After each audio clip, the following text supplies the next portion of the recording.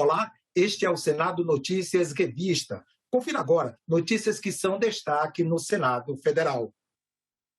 Foram publicadas no Diário Oficial da União as duas medidas provisórias que liberam nova etapa do auxílio emergencial. Mas o pagamento já pode ser feito, porque as medidas provisórias têm aplicação imediata. Depois de aprovar a emenda à Constituição que permite estender o auxílio emergencial, agora o Congresso tem que analisar duas medidas provisórias que liberam o pagamento. As MPs foram publicadas em edição extra do Diário Oficial nesta quinta-feira e passam a valer imediatamente. O Congresso tem 120 dias para votar. O novo auxílio emergencial será pago durante 4 meses, abril, maio, junho e julho, a apenas uma pessoa por família. O valor padrão será de R$ 250, mas quando o benefício for para mulheres chefes de família, sobe para R$ 375. Para pessoas que vivem sozinhas, o auxílio será de R$ 150 por mês. A primeira MP detalha o pagamento do benefício, enquanto a segunda libera 43 bilhões de reais como crédito extraordinário para o financiamento. O auxílio será pago a aproximadamente 45 milhões de pessoas que já faziam parte dos beneficiários do ano passado e atendam a alguns critérios, como renda total de no máximo 3 salários mínimos na família e meio salário mínimo por pessoa. Não haverá novas inscrições. Para quem está no Bolsa Família, continua a regra de receber o valor mais vantajoso. Morreu nesta quinta-feira o senador Major Olímpio, mais uma vítima da Covid-19. A família comunicou a morte cerebral pelo Twitter às 4h30 da tarde. Major Olímpio tinha 58 anos e foi internado no hospital de São Paulo em 2 de março. No dia seguinte, mesmo na cama do hospital, chegou a participar remotamente de uma sessão plenária do Senado, até sua conexão cair. Essa PEC 186, na sua essência, foi mais uma forma de achincalhe aos serviços públicos, aos servidores públicos, que são realmente as pessoas que estão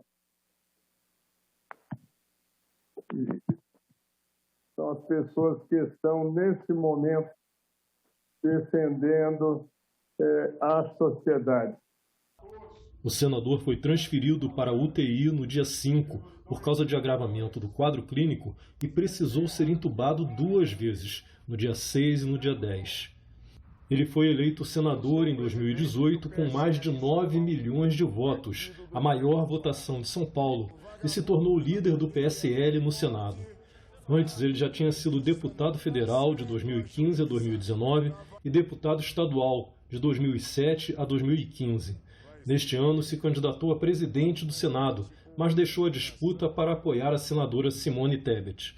Além do PSL, passou pelo PP, PV, PDT, PMB e Solidariedade. Major Olímpio nasceu na cidade paulista de Presidente Venceslau e durante 29 anos atuou como policial militar. Lançou livros sobre segurança pública e chegou a presidente da Associação Paulista dos Oficiais. Deixa viúva e um casal de filhos.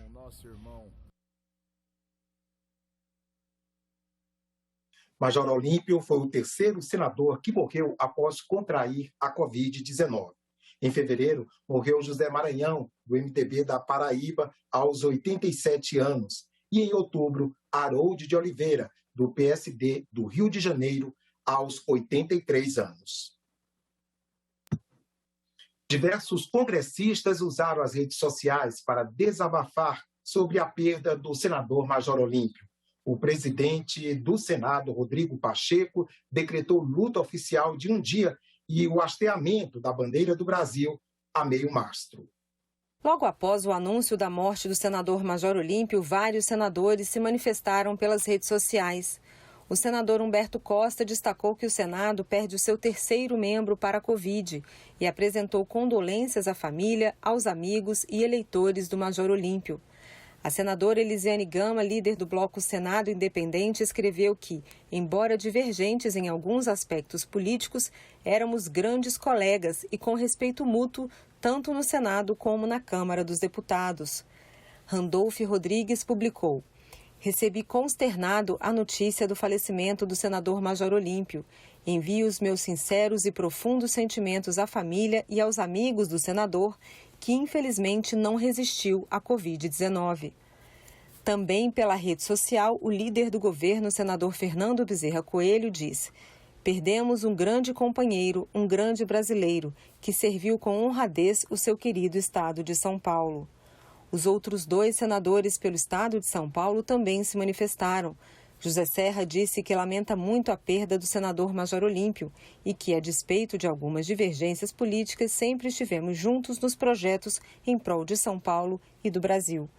A senadora Mara Gabrilli escreveu: desolada com a morte do senador Major Olímpio, que se tornou um grande parceiro no Senado.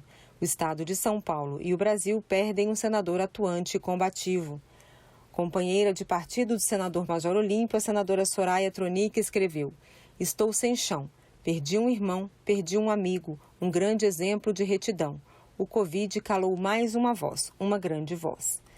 Os ex-presidentes da Câmara e do Senado também se manifestaram pelas suas redes sociais. O deputado Rodrigo Maia disse que, infelizmente, o senador é mais uma vítima da Covid-19. O Brasil e o Senado perdem um de seus mais combatentes políticos. Davi Alcolumbre escreveu que está muito triste com a partida do senador Major Olímpio. Político combativo, lutou contra a Covid até o último suspiro. Honesto e firme, Olímpio tinha sonhos e bandeiras, um homem de convicções fortes e de bom coração. O presidente da Câmara, deputado Arthur Lira, disse que é com pesar que recebe a notícia do falecimento do senador Major Olímpio. E o presidente do Senado, o senador Rodrigo Pacheco, escreveu: lamento a notícia devastadora sobre o falecimento do senador Major Olímpio, mais uma vítima da Covid-19. Pensávamos diferente, mas gostávamos e respeitávamos um ao outro. No dia de hoje, perdemos um companheiro de trabalho, um trabalhador, um amigo. Perdemos mais um brasileiro. Rodrigo Pacheco publicou um ato decretando o luto oficial de um dia. Ficam suspensas as atividades legislativas e a bandeira será hasteada a meio mastro. A comissão do Senado, que acompanha as ações contra a Covid-19, reuniu em audiência pública remota autoridades e representantes de empresas produtoras de oxigênio medicinal. Como está a disponibilidade do fornecimento de oxigênio para atendimento hospitalar e qual a possibilidade de ampliar a oferta?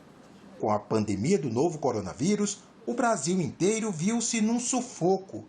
De um dia para o outro, cresceram demandas por oxigênio. De repente, até cilindros para transportá-lo não havia como antes. Na ponta da linha, os hospitais, eles não possuem muitos cilindros. Então, hoje nós estamos vivendo o drama dos cilindros, tá certo? Nós precisamos adquirir cilindros em grande quantidade. Muitas vezes, algumas unidades que eram previstas para trabalhar com cilindros, unidades de pequeno atendimento, que nós no Brasil denominamos comumente de unidades de pronto atendimento, UPAs, de repente elas passam a se tornar centros de tratamento de Covid, o que muda bastante o seu perfil de consumo. Hoje nós temos hospitais atendidos por nós que necessitaram fazer adequações, instalações emergenciais para poder garantir o fornecimento. Hospitais que multiplicaram o seu consumo por 7, 8, 10 vezes o consumo contratado.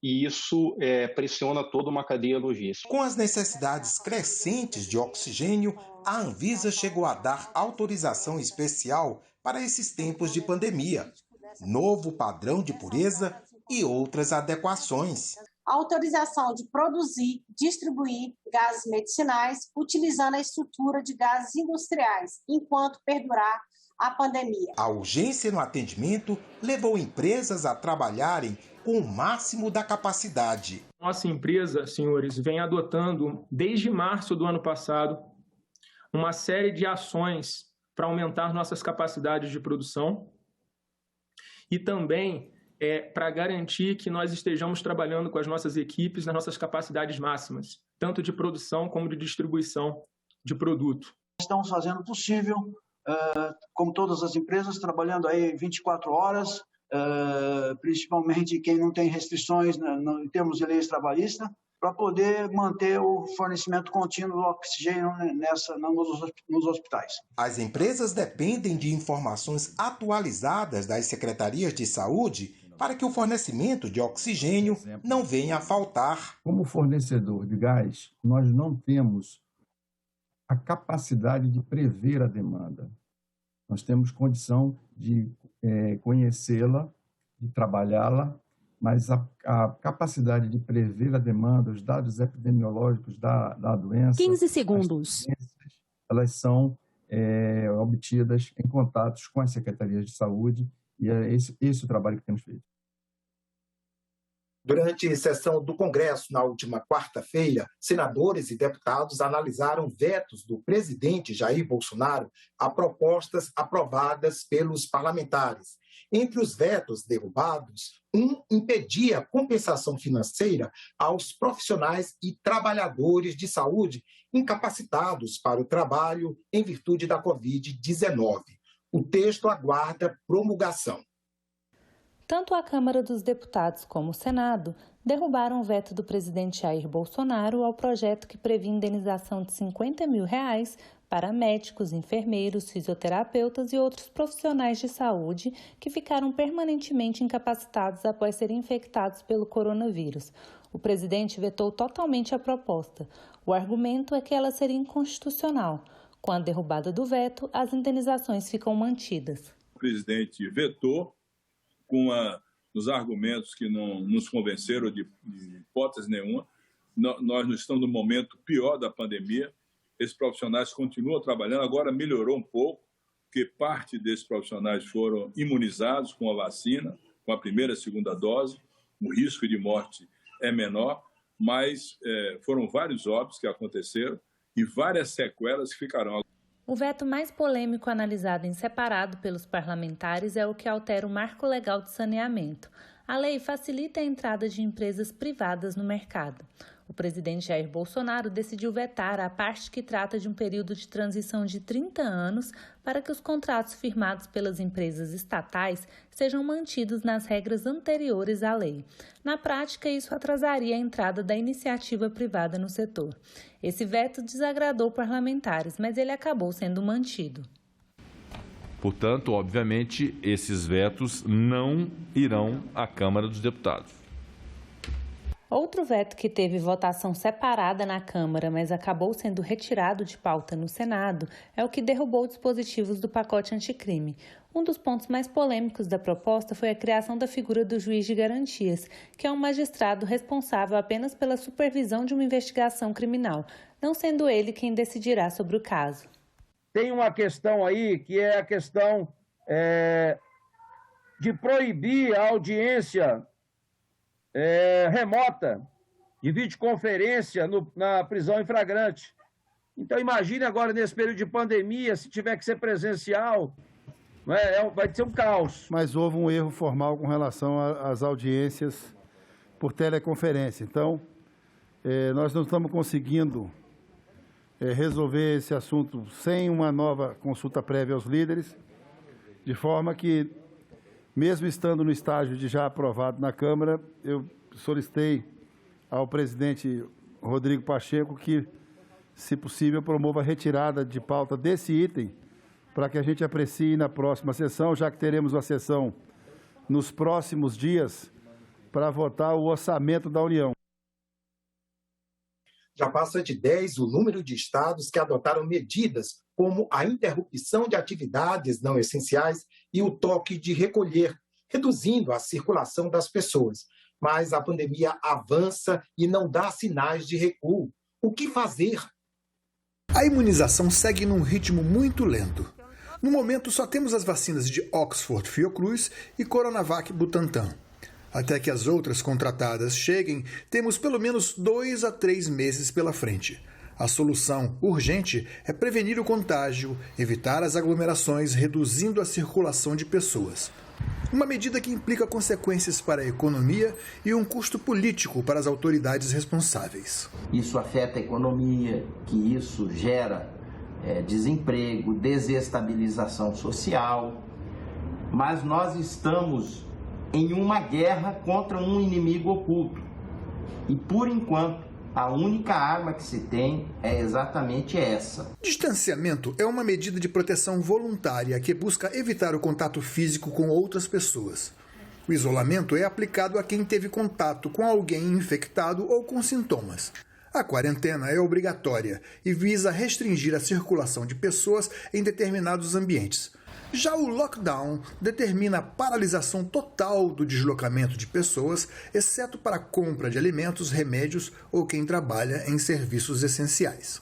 O coronavírus pega uma carona mortal no corpo humano. Fora dele, sobrevive por algum tempo, mas não se reproduz.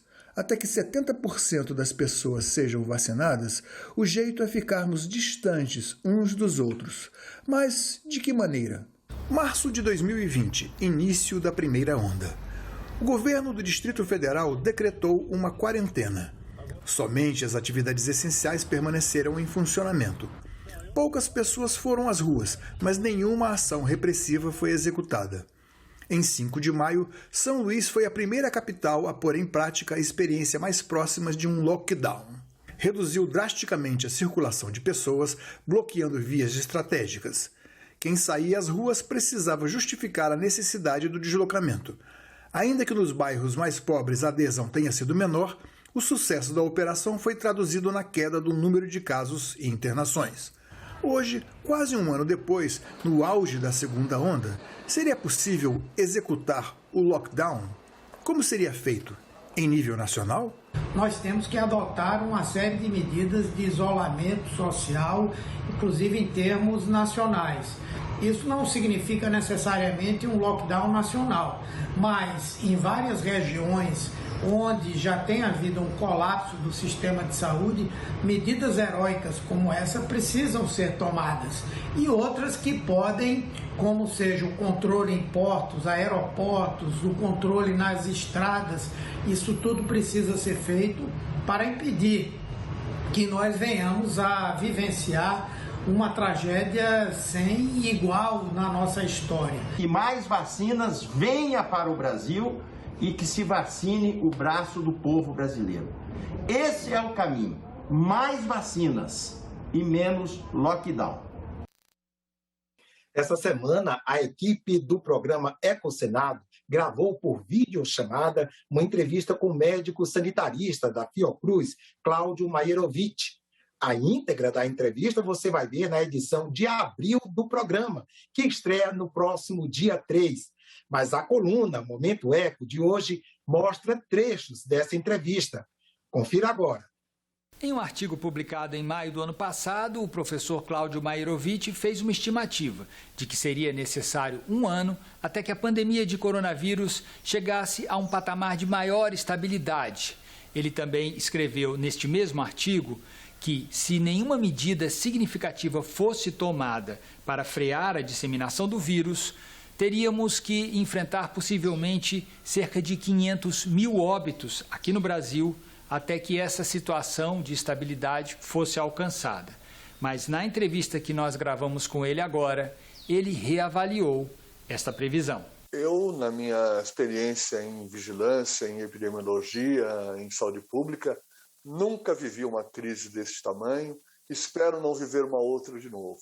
É aterrorizante ver a quantidade de pessoas doentes, pessoas muito próximas, internadas, em UTI, colegas que estão nessa situação, e ao mesmo tempo o descuido que uma boa parte da nossa sociedade tem tido em relação às medidas que devem ser adotadas. Caso isso não seja feito e caso não consigamos acelerar a imunização, nós provavelmente entraremos no ano de 2022 ainda com números bastante trágicos. Nós pedimos também ao Dr. Cláudio Maierovitch, que é um dos maiores especialistas do país no enfrentamento de uma pandemia como essa, desse aos nossos telespectadores orientações sobre o que pode ser feito neste momento para frear a disseminação do vírus.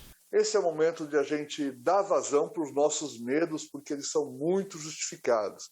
Todos nós corremos um risco enorme de passar por situações muito difíceis.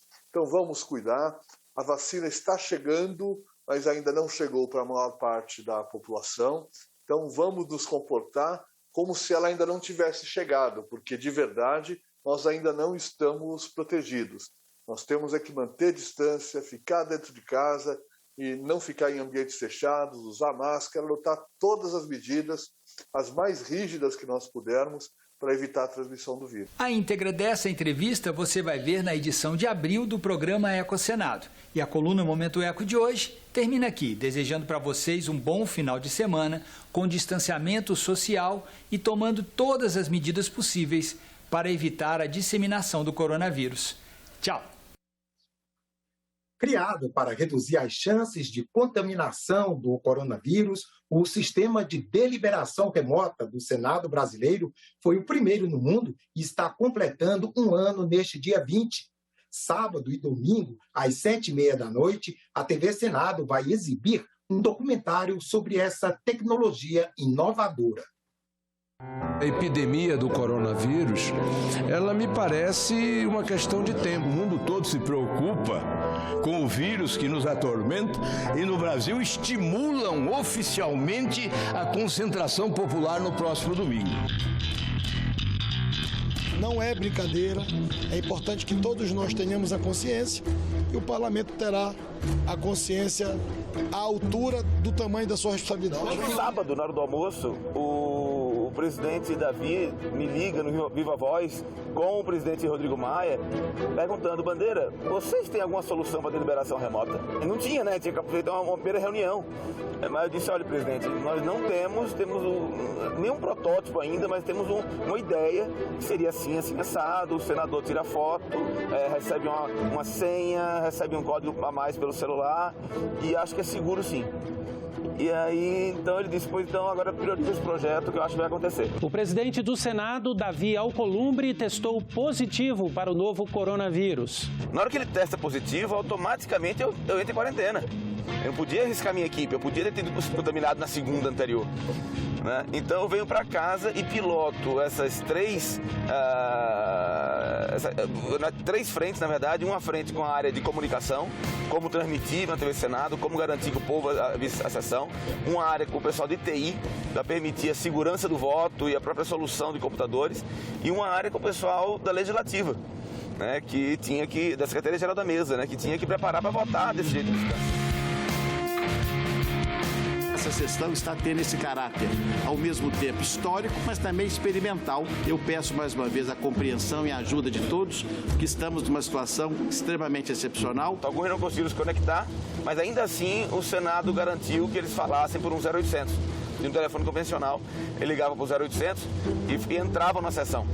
A senadora Cátia Abreu, por exemplo. Eu estou parada na estrada, num posto, à beira de um posto de gasolina, indo de Brasília para Palmas de carro, para evitar o contágio. Quero esclarecer que o presidente da República tem um limite de gastos e nós estamos dando a ele uma carta branca para que ele possa gastar a mais na cura da doença, na prevenção e também dando liberdade para combater a fome, combater o desemprego nesse momento terrível. Hoje, pela primeira vez, os senadores vão usar um aplicativo para votar à distância. Tem notícia do Davi? Diz que tá em casa, tá melhor. Já estão. Meu amigo, antes de fazer o início formal, estamos escutando. Na sessão de hoje, além da ferramenta de videoconferência, Vossa Excelência utilizarão, no momento da votação, nova ferramenta, o Sistema de Deliberação Remota SDR, desenvolvido pelo Senado Federal em apenas 8 dias corridos. Aqui é o local onde eu participo, né, onde eu acompanho as sessões. Na verdade, aqui é o quarto do meu filho. Confirmo, né? E aí, então, voto registrado com sucesso. O Senado Federal foi o primeiro parlamento do mundo. Repito, o Senado da República foi o primeiro parlamento do mundo a realizar deliberações 100% remotas, seguras e com transparência.